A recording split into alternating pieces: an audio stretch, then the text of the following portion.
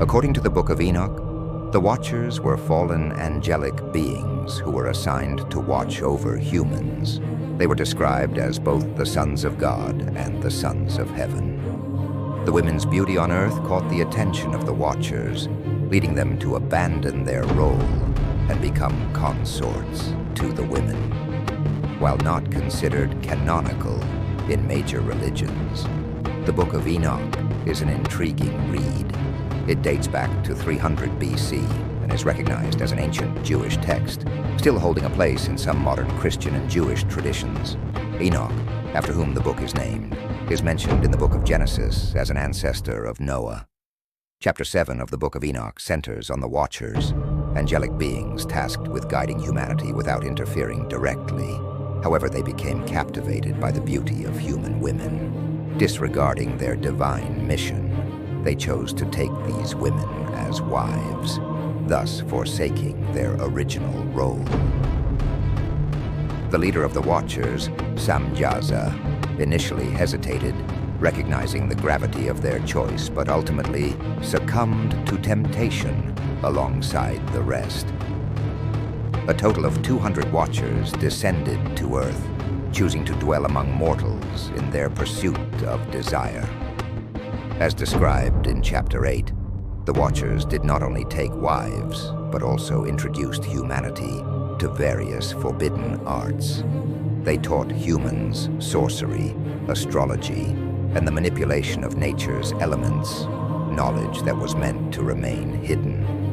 This act of imparting forbidden knowledge greatly corrupted humanity.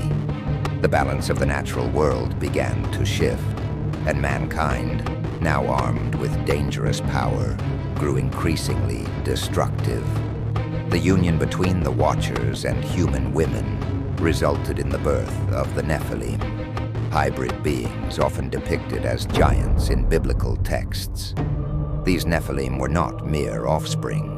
They embodied chaos and violence, ultimately turning even against one another, exacerbating the world's disorder.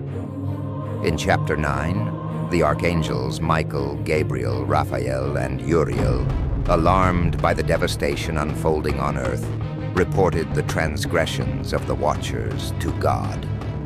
Among the Watchers, Azazel was particularly singled out for spreading the knowledge of warfare and weapon-making to humans, further inciting violence.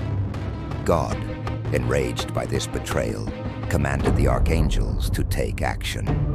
Michael, Raphael, Gabriel, and Uriel were tasked with punishing both the Watchers and their offspring for their sins against heaven and earth. This moment marked the beginning of a divine reckoning. In Chapter 10, God's judgment is laid out in explicit terms. Azazel, for his role in teaching mankind the art of war, was to be bound and cast into eternal darkness, never to influence humanity again. The Nephilim, whose bloodlust knew no bounds, were fated to perish by mutual slaughter, wiping their tainted existence from the earth. Samjaza and the remaining Watchers would be forced to witness the massacre of their offspring, an ultimate punishment, before being cast into the depths of hell, where they would remain until the day of judgment. Their punishment was designed to be a mirror of their transgressions. They had brought violence and destruction to the world, and now they would witness the same fate befall their own kin. Enoch, chosen by God to act as a mediator, played a crucial role in delivering this divine decree. In Chapter 12, Enoch confronts the Watchers, proclaiming their inescapable fate. Despite any hope they might have had for forgiveness, God's judgment was final. Even though Archangel Michael had previously intervened on their behalf, Enoch emphasized that the Watchers had lost their privileged status. No longer were they superior to humanity. They were now fallen and condemned. Enoch's message was clear. The Watchers, once celestial beings of great power, were now doomed to eternal punishment. The fate of the Watchers was imprisonment underground, a desolate existence until the final day of judgment, where they would be cast into the eternal fires of hell. Chapter 21 reveals Enoch's harrowing vision of a prison for angels, a bleak and desolate place where it is believed the Watchers are held. This prison, hidden away from both heaven and earth, serves as a reminder of the consequences of betrayal. The Grigori, mentioned in the second Book of Enoch, are often considered synonymous with the Watchers. These angelic beings, described as human-like but with withered and sorrowful faces, had once also watched over humanity, only to be led astray. Enoch encountered them during his ascent through the heavens and learned of their role in spreading corruption to mankind. Among them, Satanael, their leader, stood out, a name that many associate with Satan himself, marking the deep-rooted evil within their rebellion. The Book of Enoch offers a complex portrayal of the Watchers, blending themes of betrayal, morality, and punishment.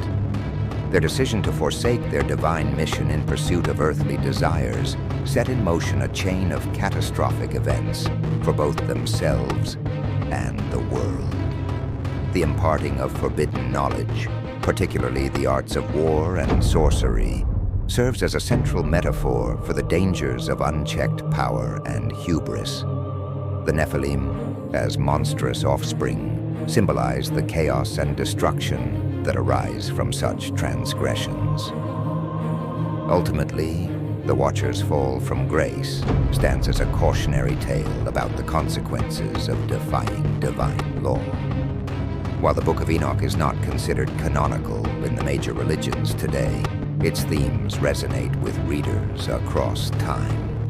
The text serves as a reminder of the delicate balance between knowledge and morality, and the profound consequences of disrupting that balance.